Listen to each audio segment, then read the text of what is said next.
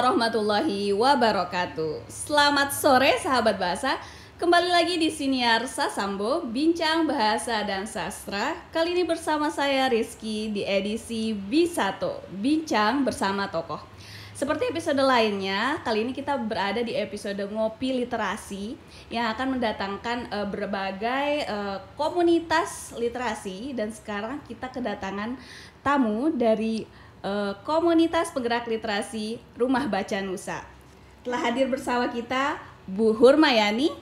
Apa kabar Bu? Baik, Bu Yani ya? Iya, boleh panggil Bu Yani. Iya, apa kabarnya baik, hari Kiki, ini Mbak? baik. Oke, dari pekerjaan ya? Dari bekerja. Dari bekerja lalu meluangkan waktu ke sini karena spesial jadinya harus dadakan, hadir. Spesial dadakan. Oke.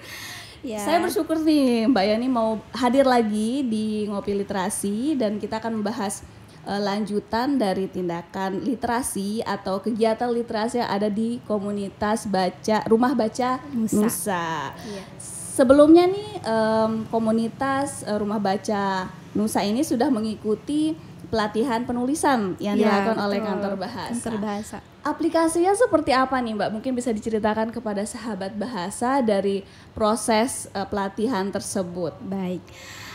Terima kasih saya ucapkan kepada Kantor Bahasa yang selalu memberikan motivasi dan semangat bagi kami pejuang literasi di luar sana. Benar-benar.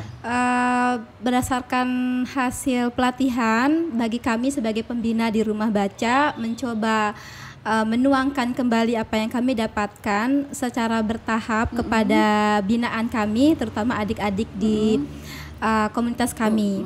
Waktu yang kami berikan kepada mereka adalah bagaimana menulis sesuatu yang mereka sukai, yang dekat dengan lingkungan mereka. Dibiasakan. Iya, kami memfasilitasi mereka dengan diare. Mungkin itu zaman kita sesuatu banget Mbak ya. Bener, dan Mbak. itu kami contohkan kembali kepada mereka. Menulis bukan harus memikirkan hal yang sulit, tetapi yang menarik untuk ditulis. Menuangkan ide atau perasaan atau kejadian yang menurut mereka menarik ya, atau mungkin ngobrol sama teman nggak bisa, tapi melalui menulis mereka bisa mengekspresikan apa yang mereka rasakan. Dan itu dikontrol atau seperti apa nih Mbak?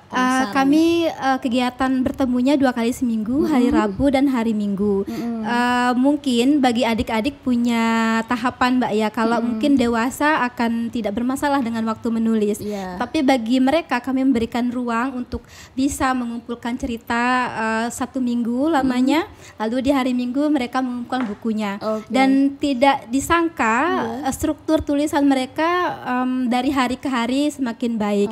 Yang tadinya paragrafnya belum rapi, kami coba berikan masukan menulis yang baik. Paragraf itu seperti ini. Lalu ide-ide menariknya pun luar biasa banget. Luar biasa ya Mbak ya. Jadi dari diare kemudian lanjut dengan mungkin membiasakan untuk menulis yang baik dan benar, seperti itu ya Mbak. Ada contoh nggak Mbak, misalnya nih ada anak yang menulis misalnya kegiatan setelah sekolah, kemudian seperti apa nih ceritanya nih Mbak? Ini pasti seru nih. Pertama yang kami berikan kepada mereka adalah mengenal topik-topik sekitar. Misalnya membantu ibu. Apa sih yang kalian lakukan bentuk cinta kepada ibu? Ada satu anak menulis, saya membantu ibu menyapu halaman rumah pagi hari, lalu mencuci piring. Tidak seperti kalimat yang panjang, tapi kami sangat mengapresiasi itu. Kemudian bentuk lainnya adalah mereka sangat memberikan bentuk apresiasi melalui kalimat bagaimana sih Rumah Baca Nusa itu berdampak bagi mereka. Kebetulan kami hari Minggu Mbak bertemunya, jadi mereka bilang hari Minggu bukan waktu libur lepas dari sekolah, tapi kemudian kami bisa bersama teman-teman belajar baru, lalu beraktivitas bersama kakak-kakak di sana. Berarti sejauh ini responnya positif ya Mbak sekali. ya. Tapi ada gak sih anak yang mungkin enggak, saya nggak mau nulis? Ada itu menurut kami hal yang wajar. Pilihan itu ada yang milih, ada yang tidak. Jadi kami memberikan waktu juga untuk mereka yang tidak memilih untuk takes time melihat teman-temannya. Jadi seiring waktu kami tidak bermaksud untuk memanjakan mereka yang menulis, tapi bentuk apresiasi itu selalu ada.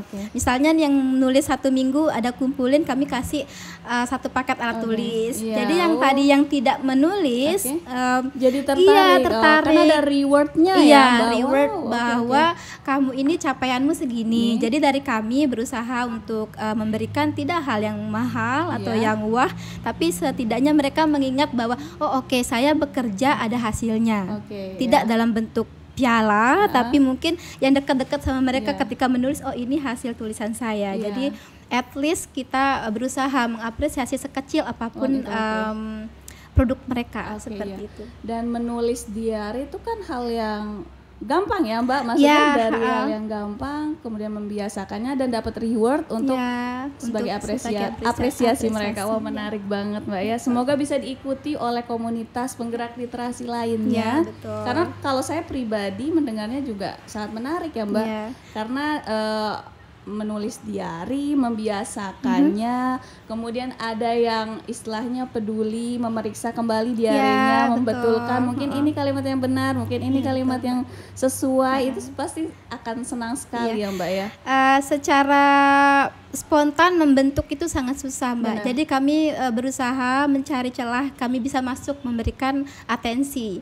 Semisalnya kalau misalnya nih diformalkan ya, belajar menulis harus titiknya di sini, koma di sini. Pasti mungkin berat sekali Mbak. Apa ini monoton dan mungkin udahlah nggak usah nulis, ribet banget. Tapi dengan menyampaikannya melalui apa yang mereka buat.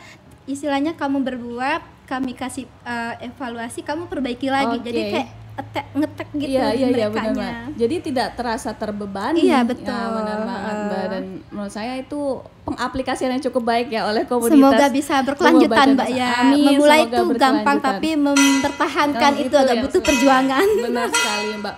Berhubungan dengan rencana ke depan nih Mbak nih, di tahun 2023 dari komunitas Rumah Baca Nusa nih kedepannya mau seperti apa nih, berbagai kegiatan yang ingin diadakan di komunitasnya? Ya kita kenal namanya resolusi Mbak ya. Dari kami di akhir bulan bulan terakhir di setiap akhir tahun selalu mengadakan evaluasi bersama begitu Mbak. Ada kegiatan-kegiatan yang mungkin dibilang best practice, tapi kemudian ada juga yang harus dievaluasi bagaimana ke depannya. Dari tadi yang kita kaitkan sama gerakan menulis mingguan itu Mbak, mungkin kami berharap, tidak mungkin ya, pasti. Berharap Rumah Baca Nusa ada punya buku. Nanti mungkin kumpulan diari anggota Rumah Baca Nusa. Jadi mungkin kami sedang bercerita hari ini, tapi kemudian besok Mbak berkunjung sudah bisa baca hasil karya mereka. Seperti itu. Iya. Dan pastinya mereka akan senang dong Mbak ya ketika diari mereka dibukukan. Dan bisa mengingat kenangan sewaktu kecil. Dan itu bisa, menurut kami itu akan dampaknya panjang Mbak. Dari tadi adik-adiknya, mungkin ini kan kami batasannya sampai usia SD 6 tahun. Nah yang sudah 6 tahun akan sekolah keluar di pondok dan sebagainya. Apa dampak ke depannya? Adik-adiknya bisa baca. Dan mungkin dari situ kita bisa mulai hal baru bahwa ini loh Dek, dulu kakakmu, ayo memulai hal yang sama lagi. Seperti itu. Wah, amin ya Mbak ya. Amin, semoga bisa dibukukan terus berlanjut. Selain itu apa nih Mbak? Bocorannya mungkin ya? Bocorannya adalah kami sedang mengembangkan unit usaha Mbak, sebagai bentuk support kegiatan adik-adik. Istilahnya funding memang hal yang diinginkan, tapi bagaimana kami bisa berkembang mandiri.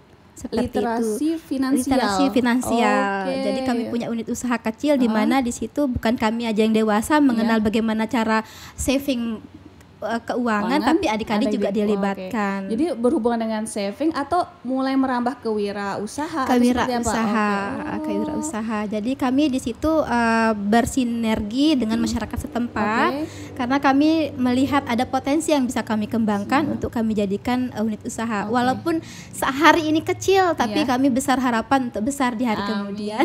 Wah, itu menurut saya menarik loh Mbak, karena keberlanjutannya juga terlihat bahwa usaha dari komunitas Rumah Baca Nusa juga terlihat gitu ya. Wah, luar biasa nih ya Mbak ya. Semoga Mbak ya. Semoga terus sukses, terus lancar dan bisa terus bersinergi dengan banyak pihak ya, termasuk kantor bahasa. Luar Nah, biasa. berhubungan dengan kantor bahasa nih Mbak, ada harapan nggak dari Mbak sendiri sebagai komunitas untuk kami selaku badan yang bergerak di bidang literasi nih, harapannya? Iya. Mungkin ada kerjasama yang ingin dilakukan atau sinergi kedepannya bersama baik. kantor bahasa. Ya. Saya sangat punya harapan besar kepada kantor bahasa yang mungkin kedepannya bisa memfasilitasi kami sebagai yang bergerak di luar sana dalam bidang literasi, dalam hal ya sebuah mimpi bahwa kami bisa di sini launching buku yang tadi tuh Mbak, semoga bisa. Launching buku diari dari komunitas Rumah Baca Nusa, yaitu itu sih harapan kami, Mbak. Dan terlibat berbagai pelatihan ya, Mbak, ya, pelatihan karena itu dampaknya cukup bagus menurut kami. Dari apa yang kami timba, ilmu yang kami dapatkan dari kantor bahasa bisa kami refleksikan atau berbagi dengan adik-adik. Dengan adik-adik ataupun pengurus dari komunitas ya Mbak ya. Amin. Semoga bisa terwujud ya Mbak, dan kantor bahasa mohon doanya semoga tahun depan bisa lebih baik dalam menyelenggarakan berbagai program literasi. Ya, tentunya. Iya. Amin. Rasanya tidak ingin berhenti berdiskusi nih Mbak ya, tapi waktu juga yang harus memisahkan. Tapi kita pasti akan bertemu lagi ya insya Allah ke depan di Siniar Sasambo. Kita akan undang lagi berbagai komunitas yang ada di Provinsi Nusa Tenggara Barat. Terima kasih Mbak Yani, Mbak Kiki atas kesempatan yang diberikan. Oke. Baiklah sahabat bahasa, sekian Siniar Sasambo kali ini. Jangan lupa saksikan video Siniar Sasambo lainnya di kanal YouTube Kantor Bahasa Provinsi Nusa Tenggara Barat dan Spotify Siniar Sasambo. Wabillahi taufik wal hidayah. Wassalamualaikum warahmatullahi wabarakatuh.